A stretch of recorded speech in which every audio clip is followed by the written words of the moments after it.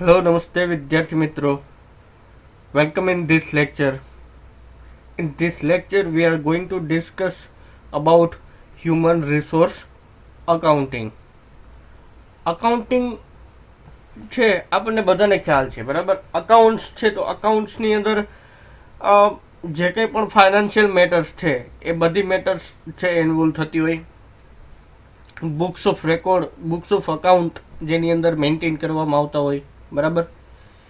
Books છે જેની અંદર P&L છે, તમારું ટ્રેડિંગ અકાઉન્ટ છે, બેલેન્સ શીટ છે બરાબર. આ બધી વસ્તુ જેની અંદર પ્રિપેર કરવામાં આવતી હોય. પણ આ જો હ્યુમન રિસોર્સ અકાઉન્ટિંગ છે જેની અંદર જે કોસ્ટ તમારા જે હ્યુમન છે બરાબર, જે તમારી હ્યુમન કેપિટલ છે એની સાથે જે કોસ્ટ એસોસિએટ થયેલી છે એ કોસ્ટને કેલ્ક્યુલેટ કરવા માટે હ્યુમન રિસોર્સ અકાઉન્ટ છે એ કન્સિડર કરવામાં આવતું હોય છે બરાબર. According to American accounting association has defined human resource accounting as it is the process of identifying and measuring data about human resources. Human resources માટેના ડેટા છે એને ઓળખવા and communicating this informations to interested parties, અને જે interested parties છે એની સાથે આ data communicate કરવા બરાબર. હ્યુમન રિસોર્સ અકાઉન્ટિંગ જે છે એ કોના દ્વારા ડિફાઇન કરવામાં આવેલું છે? અમેરિકન અકાઉન્ટિંગ એસોસિએશન્સ છે એના દ્વારા ડિફાઇન કરવામાં આવેલું છે બરાબર. અગેન જો નેક્સ્ટ હું કીધેલું છે, human resource accounting is technique two measure the value of human assets and enable the effective management of human resources by providing informations on their acquisitions, utilizations, retention and evaluations. Human resource related બધી બાબતો છે અને તમે સારી રીતે carried out કરી શકો અને ઇફેક્ટિવ હ્યુમન રિસોર્સ મેનેજમેન્ટ છે તમે કરી શકો બરાબર. આ બધી ઇન્ફોર્મેશન્સ છે એની મદદથી, જેમ કે એક્વિઝિશન્સને રિલેટેડ, હ્યુમન રિસોર્સ યુટિલાઇઝેશન્સ છે એને રિલેટેડ બાબતો, રિટેન્શન્સ અને હ્યુમન રિસોર્સ ઇવેલ્યુશન્સ માટેની જે કંઈ પણ એક્ટિવિટીઝ છે એમની અંદર બરાબર. આગળ વાત કરીએ આપણે તો જો હ્યુમન રિસોર્સ અકાઉન્ટિંગ છે, valuations of human resource accounting, deduct જે કંઈ પણ માઇનસ જે મેથડ્સ છે બરાબર, એની અંદર અલગ અલગ મેથડ્સ આપેલી છે. મેથડ્સ કઈ છે હ્યુમન રિસોર્સ અકાઉન્ટિંગની અંદરની જે મેથડ્સ છે એ ફર્સ્ટ મેથડ્સ છે historical cost methods through human છે જે હ્યુમન કેપિટલ છે એની વેલ્યુ કેલ્ક્યુલેટ કરવા માટેની મેથડ્સ બરાબર. કઈ છે? Historical cost method. હિસ્ટોરિકલ મેથડની અંદર કઈ રીતના કેલ્ક્યુલેશન્સ થતું હોય? જો it is the method of calculating actual costs incurred on recruitment, selections and placement of an employees. કર્મચારીઓના રિક્રુટમેન્ટની અંદર જે કંઈ પણ તમારી કોસ્ટ લાગેલી હોય, સિલેક્શન્સ કર્યું એની અંદર જે કોસ્ટ લાગેલી છે, પ્લેસમેન્ટ આપો છો, એટલે કહેવાનો મતલબ શું છે કે રિક્રુટમેન્ટ, સિલેક્શન્સ અને પ્લેસમેન્ટ સુધી જે કંઈ પણ તમને કોસ્ટ લાગતી હોય. બીજું શું કીધેલું છે? It also cover expenses incurred on training and development. Training અને ડેવલપમેન્ટની પાછળ જે તમે ખર્ચો કરો છો એ બધી કોસ્ટને તમે કન્સિડર કરો છો અહીંયા. જો this method is simple but does not reveal the true value of human assets since an experienced employee has more value than indicated by the historical cost method. આ જો આ મેથડ છે એ સિમ્પલ મેથડ છે, પણ ખરેખર તમારા જે કર્મચારીઓ છે એની ટ્રુ વેલ્યુ તમે આની અંદર આંકી શકતા નથી બરાબર. કેમ કે જે લોકો એક્સપિરિયન્સ લોકો છે બરાબર એની ખરેખર વેલ્યુ છે કેવી થતી હોય? વધુ બોલતી હોય બરાબર. એક્સપિરિયન્સ પર્સન્સ કર્મચારી છે એની વેલ્યુ છે મોર વેલ્યુ હોય, મોર વેલ્યુ ધેન ઇન્ડિકેટેડ. જે કંઈ પણ આ કોસ્ટ પ્રમાણે જ્યારે તમે મેથડ પ્રમાણે જ્યારે તમે વેલ્યુ કેલ્ક્યુલેટ કરો છો બરાબર, ત્યારે જે કંઈ પણ વેલ્યુ બતાવવામાં આવે ખરેખર એના કરતાં વધારે વેલ્યુ છે એઝ એ એક્સપિરિયન્સ્ડ એમ્પ્લોઈઝ છે એની ગણાતી હોય. બરાબર, તો હિસ્ટોરિકલ મેથડ્સ આ રીતે આપેલી છે. સેકન્ડ મેથડ્સ કઈ છે? Replacement cost. રિપ્લેસમેન્ટ કોસ્ટની વાત કરીએ. This method take into account the hypothetical cost required to procure a new employees on behalf of an old one. જ્યારે તમે કોઈ નવા કર્મચારીને, જે ઓલ્ડ કર્મચારીની જે પોઝિશન્સ છે એની જગ્યાએ કોઈ નવા કર્મચારીને નિમણૂક આપો છો ત્યારે according to replacement cost. Replacement કોસ્ટને તમારે કઈ રીતના, તો કે જ્યારે રિપ્લેસમેન્ટ કોસ્ટની વાત કરો છો, બરાબર, ત્યારે તમારે અનુમાનિત જે કોઈ પણ નવી પોઝિશન્સ માટે જે હાઇપોથેટિકલ મીન્સ વોટ થાય, તો કે કાલ્પનિક, અનુમાનિત કોસ્ટ છે રિક્વાયર્ડ હોય, જે પ્રોક્યુર કરો છો, બરાબર. Procure in the sense to get new employees. જ્યારે તમે ન્યૂ એમ્પ્લોઈઝ છે એને મેળવો છો ત્યારે તમે એને જે કંઈ પણ પ્રોસિજરની અંદર જે કંઈ પણ તમારી જે કોસ્ટ લાગવાની છે એ બધી કોસ્ટને તમે અનુમાન લગાડી અને કાઉન્ટ કરો છો, બરાબર.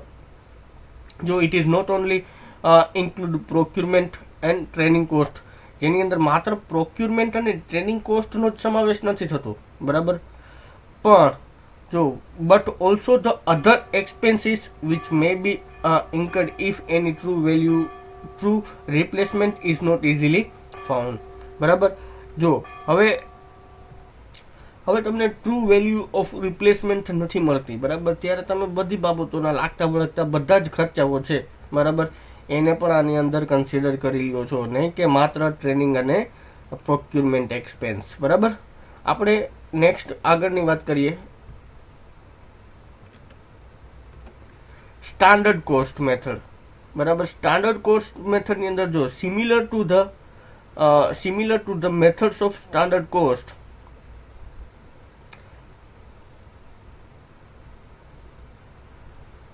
applied to physical asset, a standard cost is assigned to each employees which working in the organizational structure. બરાબર, જો અહીંયા ડાયરેક્ટલી સ્ટ્રક્ચર લખેલું છે, અહીંયા ડાયરેક્ટલી સ્ટ્રક્ચર લખેલું છે ને એ થોડીક બાય મિસ્ટેક થયેલી છે, ટાઈપિંગ મિસ્ટેક્સ થયેલી છે, બરાબર.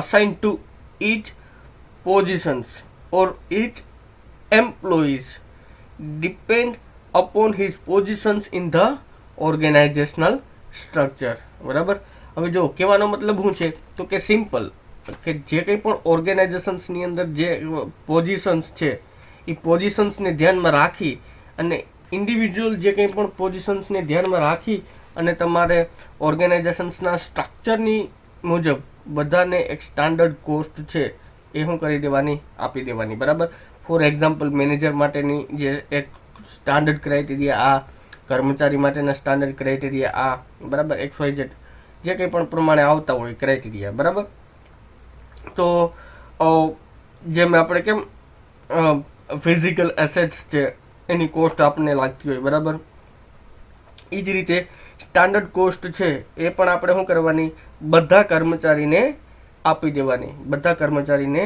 અસાઇન કરી દેવાની. એ શેના બેઝડ ઉપર અસાઇન કરવાની, તો કે his positions, based on his positions in the ઓર્ગેનાઇઝેશન્સની એની જે પોઝિશન્સ છે એના બેઝડ ઉપર. બરાબર, નેક્સ્ટ શું કીધેલું છે, જો employees are sorted into group based on their positions before assigning such value to them. લોકોને મેં તમને વાત કરી એમ કે એમ્પ્લોઈઝ છે એને તમારે કઈ રીતના કરી નાખવાના, ક્લાસિફાઈડ કરી નાખવાના, બરાબર, અને કઈ રીતે ક્લાસિફાઈડ કરવાના, ગ્રુપની અંદર ક્લાસિફાઈડ કરવાના અકોર્ડિંગ ટુ હિઝ પોઝિશન્સ, એની પોઝિશન્સને તમારે ધ્યાનમાં રાખી અને ક્લાસિફિકેશન્સ કરવાનું ગ્રુપ વાઇઝ, અને ગ્રુપ વાઇઝ ક્લાસિફિકેશન્સ થઈ જાય પછી તમારે એની વેલ્યુ છે એને અસાઇન કરવાની. ઓકે, તે નેક્સ્ટ વાત કરીએ આપણે, જે નેક્સ્ટ કોસ્ટ છે present value of future earnings. બરાબર, in this method the future earnings in of a group of employees are ascertained up to the age of retirement and convert to the present value after discounting it at a predetermined rate. So simply in future earnings of the employees are ascertained up to the age of retirement. જ્યાં સુધી કર્મચારીઓ retired નથી થતા ત્યાં સુધીનું જે કંઈ પણ એનું ફ્યુચર અર્નિંગ્સ છે બરાબર એના બેઝડ ઉપર એને પ્રેઝન્ટ વેલ્યુની અંદર કન્વર્ટ કરી અને જે કંઈ પણ તમે ડિફાઇન કરેલો રેટ છે એને એમાંથી એને ડિડક્ટ કરી દેવાની બરાબર. જે પ્રી ડિફાઇન રેટ છે જો present value after discounting present value at predetermined rate, એટલે જે ફ્યુચર જે ફ્યુચર અર્નિંગ્સ છે કોઈ પણ ગ્રુપ ઓફ એમ્પ્લોઈઝ છે એનું અપ ટુ ધ રિટાયરમેન્ટ એજ સુધી બરાબર એમાંથી જે પ્રેઝન્ટ વેલ્યુ ઓફ એમ્પ્લોઈઝ છે એ તમારે શું કરી નાખવાનો ડિડક્ટ કરી દેવાનો બરાબર. એટલે જે કંઈ પણ એની વેલ્યુ મળે એને તમારે કન્સિડર કરવાની બરાબર. દેન નેક્સ્ટ છે expected realisable value. In this method is very different from the other method. This method is very different from the other methods. So it does not consider the cost incurred on the human resources, but it identifies an individual value to the organizations by determining the present worth of future service that he is expected to provide during his tenure in the organisations. આ બધા method કરતાં થોડીક અલગ method છે બરાબર. બધી મેથડથી અલગ શા માટે છે તો કે ભાઈ એમાં કોઈ કોસ્ટને કન્સિડર કરવામાં આવતી નથી, પણ અત્યારે કર્મચારી દ્વારા કયા પ્રકારની સર્વિસીસ આપવામાં આવે છે બરાબર એના આધારે અને ઇન ફ્યુચર જ્યારે કર્મચારી છે જ્યાં સુધી જોબ કરે છે બરાબર ત્યાં સુધી કયા પ્રકારની સર્વિસીસ છે એની એક્સપેક્ટેશન્સ તમે રાખો છો કંપનીના કર્મચારી પાસેથી બરાબર કે કયા પ્રકારની સર્વિસ આપવાનો છે એના બેઝડ ઉપર તમે એનું જે વેલ્યુનું મૂલ્યાંકન કરો છો બરાબર. આગળ મેં કંઈ વધારે નથી લખેલું કેમ કે શોર્ટ નોટના ફોર્મમાં પૂછાય એવી શક્યતા છે એટલે આપણે કોઈ ડિટેલની અંદર કોન્સેપ્ટમાં નથી ગયા. આગળ તમારી બુકની અંદર એના લિમિટેશન્સ છે અને કહેવાય ને કે ડિસએડવાન્ટેજીસ અને બેનિફિટ્સ આપેલા છે બરાબર. તમે તમારા કોન્સેપ્ટને એન્હાન્સ કરવા માગતા હોય ઇન ડિટેલની અંદર તમારે સ્ટડી કરવું છે તો HRMની જે બુક છે એમાંથી તમે બેનિફિટ અને ડિસએડવાન્ટેજીસના જે પોઈન્ટ છે એક વખત રીડ કરી લેજો. રીડ કરી લેશો એટલે તમને ખ્યાલ આવી જશે. ઇઝીલી મેન્શન થયેલા બધા પોઈન્ટ છે શોર્ટ એન્ડ સ્વીટ બરાબર. તો અહીંયા સુધી આપણે આ કોન્સેપ્ટને રાખીએ અને આની સાથે તમારું જે ફર્સ્ટ યુનિટ છે એ પણ આપણે અહીંયા કમ્પ્લીટ કરીએ છીએ બરાબર. અપ ટુ દેટ આપણે નેક્સ્ટ યુનિટની જ્યારે હું સ્લાઇડ બનાવું અથવા તો અપલોડ કરીશ વિડીયો ત્યારે હું તમને બધાને એડવાન્સની અંદર બધાને ઇન્ફોર્મ કરી દઈશ બરાબર. ત્યાં સુધી રાખીએ. Thank you everyone.